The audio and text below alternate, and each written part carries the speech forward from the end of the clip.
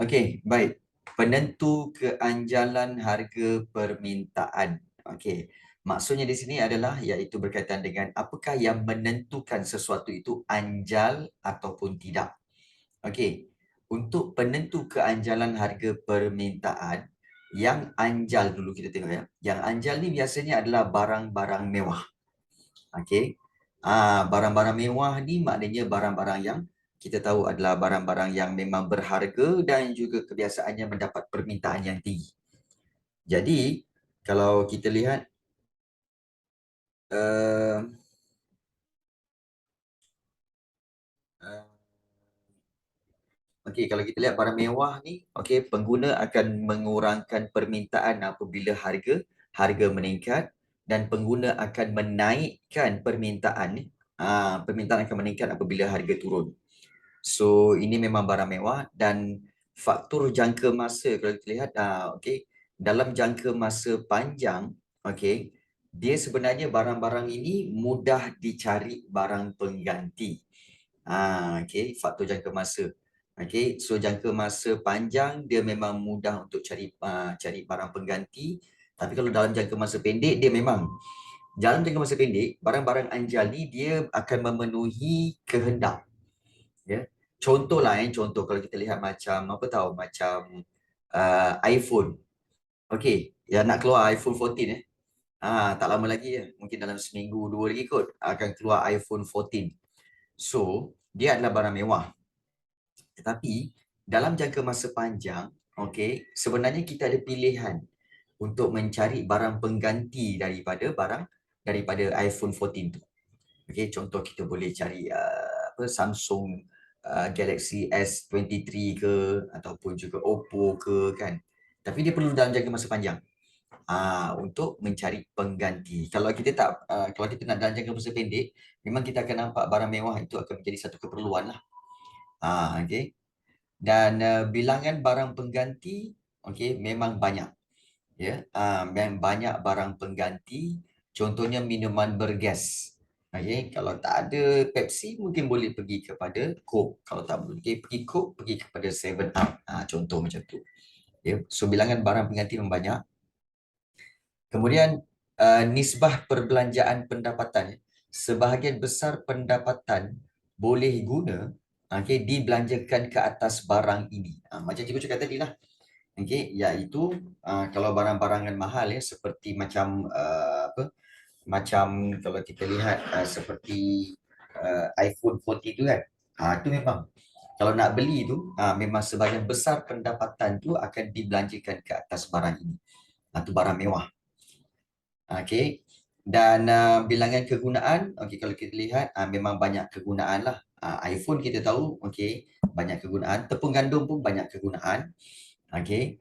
Dan tahap ketagihan rendah. Maknanya ketagihan tu dapat sekali habislah. Okey, dia tak ada ketagih lagi dah. Okey. Jadi tahap ketagihan dia rendah, banyak kegunaan dan ketahanan barang biasanya barang tahan lama. Okey, contoh kereta yang boleh disimpan lama, ini adalah dikategorikan sebagai barang mewah, yang mana barang-barang ini juga adalah barang-barang anjal. Baik, kalau yang dikatakan tak anjal ialah biasanya barang-barang keperluan. Okey, barang keperluan ni adalah barang-barang yang mana pengguna tetap membeli barang itu walaupun harganya meningkat. Okey. Dan dalam kalau kita lihat faktor jangka masa, kalau jangka masa pendek, okey, dia sukar cari barang pengganti. Okey, dalam jangka masa pendek sukar untuk mencari barang pengganti. Okey. Dan kalau kita lihat bagi contoh cikgu, okey, jangka masa pendek sukar cari pengganti. Okey, contohnya macam sayur. Okey, biasanya sayur ni dia jangka masa pendek. Okey, sayur mudah rosak. Okey, sayur mudah rosak. Jadi sukar untuk kamu cari barang pengganti lain. Nak tak nak kamu kena pakai juga sayur. Contoh untuk macam buat masak lemak ke apa semua kan. Okey, jadi masak lemak sayur, contoh sawi. Okey, masak lemak sawi. So dia adalah barang-barang yang jangka masa pendek. Maknanya dia tak tahan lama sebenarnya ya. Dia tak tahan lama. Dia dalam tempoh sayur tu boleh digunakan dalam tempoh 3 hari 4 hari je. Lepas tu boleh rosak. Okey. Tapi kalau kita lihat dan sayur-sayur ini biasanya adalah barang keperluan. Harga dia naik ke, harga dia turun ke, orang tetap beli sayur. Okey, sayur, cili, okey, dia tak anjal. Okey, cili mahal mana pun orang beli. Murah mana pun orang beli. Okey. Dia dan dia adalah barang-barang yang dalam jangka masa pendek. Okey, jadi barang-barang ini terhad dan juga dia akan mudah rosak. Itu jangka masa pendek. Okey. Dan barang yang ini adalah barang yang biasanya kurang ataupun tiada barang pengganti. Tiada barang pengganti ya. Okey. Contohnya kalau kita lihat macam minyak petrol. Memang tak ada pengganti lah kan. Kalau kenderaan tu pakai petrol je lah kan. Takkanlah kita oleh kerana petrol tu mahal kita menggantikan dengan pakai diesel pula. Tak boleh kan. Enjin kereta pakai petrol je lah ya. Dan nisbah perbelanjaan terhadap barang keperluan adalah lebih kecil daripada jumlah pendapatan. Maksudnya, okey, contoh macam kita beli sayur. Sayur, cili apa semua kan, berapa ringgit je. Dia tidak memerlukan kepada jumlah pendapatan yang besar. Ya. Tetapi penggunaan terhad. Okey, penggunaan terhad contohnya tepung atar. Tepung atar ni maknanya adalah tepung khas untuk buat apa tahu? Untuk buat capati. Dia tak boleh buat benda lain. Tepung atar ni tak boleh buat tak boleh buat untuk roti canai, tak boleh. Tepung gandum lain. Tepung gandum ni boleh buat roti canai, boleh buat kuih, boleh buat macam-macam lagi. Tepung gandum. Tapi tepung atar tak boleh. Dia memang khas untuk buat capati je. Itu perbezaan dia. Penggunaannya terhad. Dan kebiasaannya tahap ketagihan yang tinggi. Kalau ada barang-barang yang tahap ketagihan tinggi, itu memang tidak anjal. Contoh rokok. Okey, rokok ni kalau kalau kamu ada ahli keluarga yang hisap rokok kan. Rokok ni mahal mana pun dia tetap akan beli. Okey. Mahal mana pun tetap akan beli, murah macam mana pun dia tetap akan beli. Betul lah tu. Sebab dia ketagihan yang tinggi. Jadi dia tak anjal. Mahal macam mana, murah macam mana pun, okey, rokok tetap akan dibeli, banyak tu juga. Okey. Jadi itu tahap ketagihan yang tinggi dan biasanya barang-barang ini tidak tahan lama. Kalau barang-barang yang kita kata sebagai tidak anjal ni biasanya barang yang tidak tahan lama. Contohnya susu segar. Ya. Susu segar dia kena minum dalam tempoh 5 atau 6 hari. Lepas tu dia dah rosak. Jadi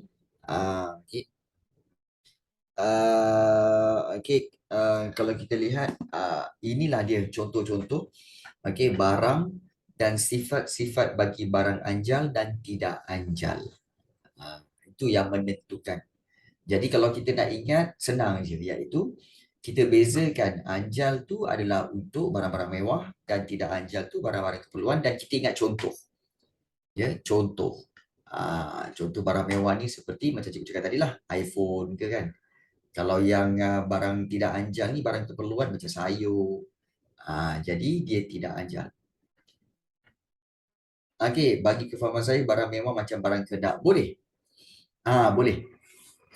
Okey, memang boleh lah. Tapi bukan semestinya dia barang mewah. Contoh macam tepung gandum ni, dia bukan barang mewah. Kan? Tetapi dia barang yang ada banyak kegunaan. Okey. Ataupun barang tahan lama. Jadi itu yang menyebabkan dia anjal. Tapi kalau dia tidak anjal adalah barang-barang yang keperluan. Ya, barang-barang keperluan. Jadi itu perbezaan yang menentukan sesuatu barang itu anjal atau tidak anjal. Ya. Baik. So kalau kita lihat ni, kita tengok seterusnya. Perhubungan antara keanjalan harga permintaan dengan jumlah hasil. Apakah hubungan antara keanjalan harga permintaan tu dengan jumlah hasil? Maknanya apa itu jumlah hasil? Jumlah pendapatan yang diterima oleh pengeluar okey, oleh pengeluar, okey, daripada perbelanjaan yang dibuat oleh pengguna terhadap barang yang dijual. Maksudnya sini, jumlah hasil adalah sama dengan jumlah perbelanjaan pengguna. Jadi, firma boleh mempengaruhi jumlah hasil dengan mengubah harga. Okey, mempengaruhi jumlah income, jumlah pendapatan dengan mengubah harga.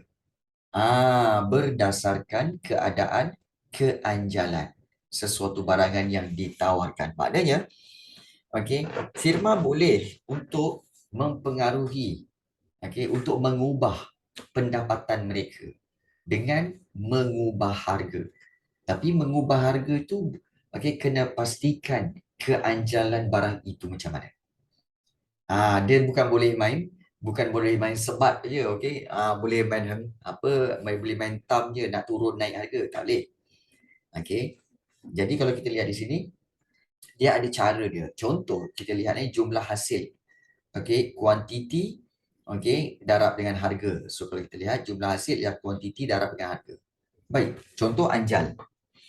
Untuk barang-barang anjal, okey, penurunan harga barang, okey, akan menyebabkan peningkatan dalam jumlah hasil dan sebaliknya.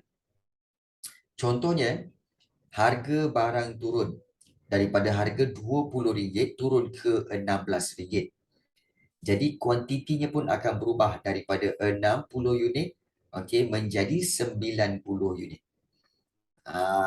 Okey. Jadi dia akan bertambah kuantiti. So kalau kita lihat di sini, nampak tak?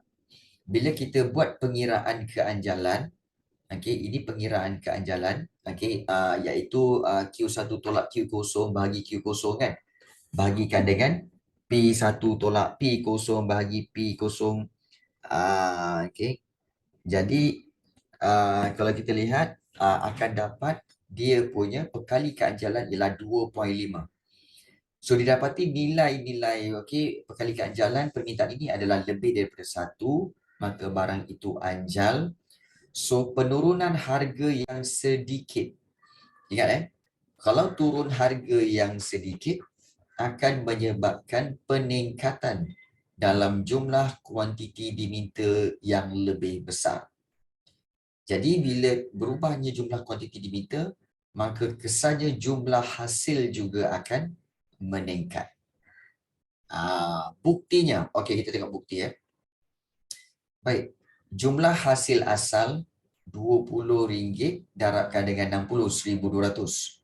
Tetapi apabila diturunkan harga, jumlah hasil baru, walaupun turun harga RM16, okey, tetapi permintaan naik kepada 90 unit, maka okey, hasil telah meningkat sebanyak RM1,440. Maka pertambahan jumlah hasil ia sebanyak RM240.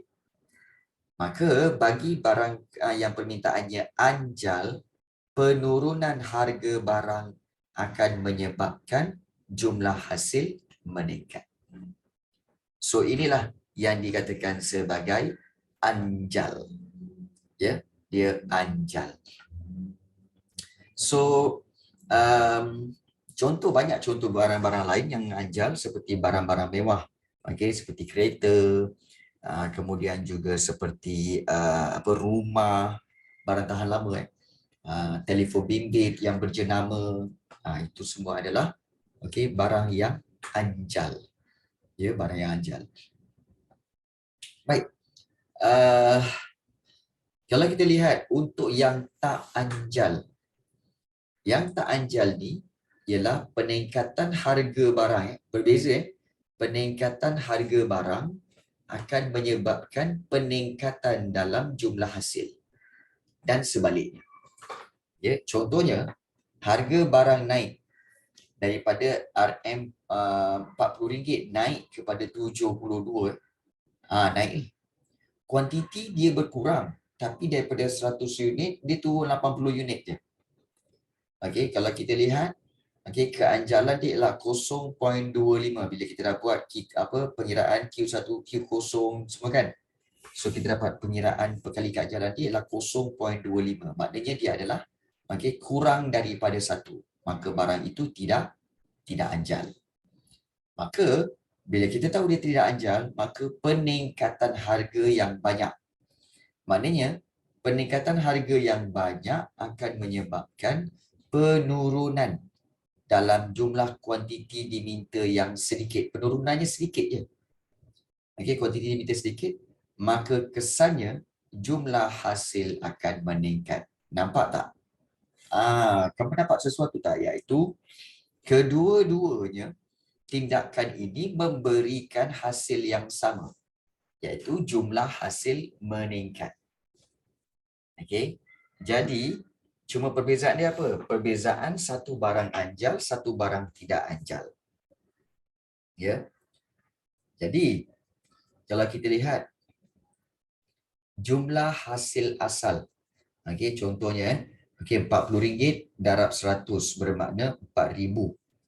Namun apabila jumlah hasil baru harga dinaikkan kepada RM72, tetapi penurunan pada kuantiti diminta, iaitu 80 unit, maka dia akan dapat 5760. Maknanya pertambahan jumlah hasil sebanyak 1760. Jadi ini adalah kita katakan sebagai kesimpulannya, bagi barang yang permintaannya tak anjal, kenaikan harga barang akan menyebabkan jumlah hasil meningkat. Jumlah hasil meningkat.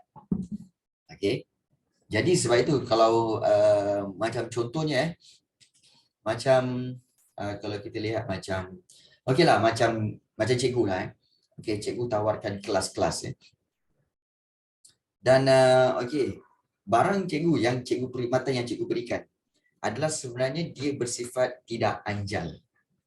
Dia tidak anjal. Apa ni? Cable, okay, thanks. Dah sampai dah? Hantar barang rupi. Oh, lepas tu nak betul balik? Okay. Baik.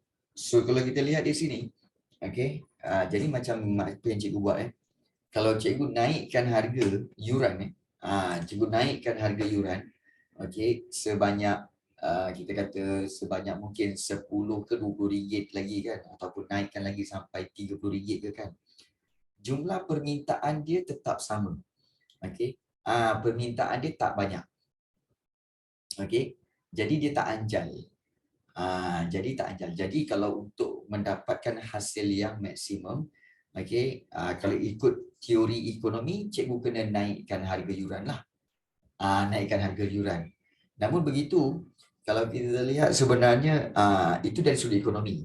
Tapi kita harus ingat, bukan semua perkara yang kita boleh letakkan dari sudut ekonomi. Ada banyak perkara yang kita kena letakkan dari sudut sosial, ya. Dari sudut sosial, dari sudut kebajikan, tanggungjawab. Jadi kalau ikut teori ekonomi kelemahannya apa? Dia tidak mengambil kira tentang kebajikan ataupun juga tentang tanggungjawab sosial. Memang tak ada. Ekonomi is everything about calculation, profit, for profit and loss, all the margins dan sebagainya. Jadi sebab itu kita kena belajar ekonomi supaya kita tahu tentang pengiraan. Namun begitu kita perlu selitkan juga dengan kalau sebagai orang Islam kita kena selitkan juga etika dan juga tanggungjawab sosial yang perlu kita laksanakan. Ya. Itu penting. Baik. So kita baru sahaja habis dengan iaitu dengan yang pertama penentu keanjalan harga permintaan, dan yang kedua kita baru sahaja habis hubungan antara keanjalan harga permintaan dengan jumlah hasil. So ini hubungan. Baik. Kita akan pergi kepada keanjalan harga penawaran pula. Tadi kita lihat keanjalan harga permintaan. Yang ini kita lihat keanjalan harga penawaran pula. Di mana kalau kita lihat ianya mengukur peratus perubahan dalam kuantiti ditawarkan. Kesan daripada perubahan harga barang itu dengan andaian ceteris paribus. Baik, macam cikgu cakap, ceteris paribus ni adalah faktor-faktor ekonomi yang lain adalah tetap. Seperti faktor fashion, faktor cuaca, faktor dasar kerajaan. Itu semua tetap. Kita nak tengok yang berubah hanyalah harga itu sahaja, harga barang. So, keanjalan harga penawaran ini kalau kita lihat rumus dia, peratus perubahan kuantiti ditawarkan dibahagikan dengan peratus perubahan harga. Baik, untuk makluman kamu, kalau kita sekali impas kita lihat sebenarnya untuk mengira keanjalan sama ada keanjalan harga permintaan atau penawaran, kedua-duanya menggunakan kaedah yang sama. Dia masih lagi menggunakan yang ini. Dia masih lagi menggunakan formula yang sama. Cuma bezanya adalah kalau harga permintaan akan ambil kuantiti diminta lah. Dan kalau untuk keanjalan harga penawaran, dia akan ambil kuantiti yang ditawarkan. Itu je beza dia. Ya, itu sahaja beza dia. Dan satu lagi, dia punya jawapan tu dia tidak akan ada negatif. Dia tidak akan ada negatif. Kalau keanjalan harga permintaan dia ada negatif. Keanjalan harga penawaran tak ada. Ya, tak ada. Sebab dia punya keluk, maknanya dia punya hubungan antara harga dengan kuantiti ditawarkan adalah seiring, ataupun kita kata dia sama-sama bergerak ke arah hubungan yang positif. Dia bukan hubungan negatif, dia hubungan positif. Ya. Jadi kalau kita lihat pekali keanjalan harga penawaran sama sahaja seperti keanjalan harga permintaan, iaitu dia masih lagi menggunakan Q1 tolak Q0 bagi Q0 bagi dengan P1 tolak P0 bagi dengan P0. Sama je. Cuma kuantiti yang dimasukkan adalah kuantiti ditawar. Ya, kuantiti yang ditawarkan. Itu je perbezaan dia. Dan kita lihat keanjalan harga penawaran boleh dibahagikan kepada anjal dan tidak anjal. Seperti biasa, anjal dia mesti lebih daripada 1, dan kalau tidak anjal dia kurang daripada 1. Kalau dia lebih daripada 1, bermakna kuantiti yang ditawarkan itu sangat responsif. Maknanya sangat bertindak balas dengan perubahan harga. Contoh, jika harga meningkat 10%, maka kuantiti ditawar juga akan meningkat lebih daripada 20%. Contohnya, seperti barang-barang perkilangan. Barang-barang perkilangan seperti apa? Seperti mesin, jentera, robot. Itu adalah barang-barang kita kata sebagai anjal. Dan keluk, kita kata keluk dinding kat situ adalah berbentuk landai. Dan strategi untuk maksimumkan hasil ialah ini bukan keluk DD ni. Ini bukan keluk DD ni. Ini keluk SS. Ya, iaitu keluk supply. So strategi untuk maksimumkan hasil ialah dengan menurunkan harga barang. Kalau nak maksimumkan hasil, kena turunkan harga barang-barang anjal ini. Jadi, beban cukai pengeluar akan lebih besar daripada beban cukai pembeli. Jadi, subsidi yang dinikmati oleh pengeluar lebih besar daripada subsidi pembeli. Subsidi ialah bantuan kewangan oleh kerajaan. Ya. Bantuan kewangan oleh kerajaan. So, kalau kita lihat beban cukai pengeluar ini boleh dialihkan kepada pembeli sebenarnya, kepada pembeli. Jadi ini adalah kita kata sebagai barang-barang yang bersifat anjal. Ya, barang-barang yang bersifat anjal. Manakala kalau di sebelah tu dia tidak anjal, okey, iaitu kuantiti yang ditawarkan kurang responsif terhadap harga barang. Contohnya jika harga diturunkan sebanyak 20%, namun kuantiti ditawar yang menurun hanyalah kurang daripada 20%. Contohnya barang-barang pertanian. Jadi keluk SS, bukan DDA, keluk SS berbentuk curam. So strategi untuk maksimumkan hasil ialah naikkan harga barang. Ya, naikkan harga barang, dan beban cukai pengeluar lebih kecil daripada beban cukai pembeli. Jadi subsidi yang dinikmati oleh pengeluar lebih kecil daripada subsidi pembeli. Itu dari sudut keanjalan harga penawaran. Okey. So itu adalah diberikan sekali dengan strategi-strategi untuk maksimumkan hasil. Ini perbezaan anjal dan tidak anjal. Jadi bagaimana dia boleh anjal dan tidak anjal, cikgu? Okey. Faktor-faktor dia penentu keanjalan ini memang berbeza daripada penentu permintaan. Beza penentu keanjalan harga permintaan berbeza dengan penentu keanjalan harga penawaran. Contoh, kita lihat untuk barang anjal, tambahan kos, hanya memerlukan tambahan kos pengeluaran yang sedikit saja, tak perlu banyak-banyak. Itu untuk barang-barang yang anjal. Dan corak penggunaan faktor pengeluaran, di mana faktor pengeluaran mudah diperoleh dan ditambahkan. Apakah faktor pengeluaran itu? Adalah seperti buruh, tanah, modal. Itu mudah diperoleh, maka barang itu anjal. Dan faktor masa, jangka masa panjang, kerana faktor pengeluaran mudah diubah. Maknanya dia boleh, barang anjal ni biasanya adalah barang dalam jangka masa yang panjang. Kerana buruh, tanah, modal, usahawan ni semua mudah untuk diubah mengikut keperluan. Dan biasanya bilangan firma yang terlibat dalam mengeluarkan barang ini adalah banyak.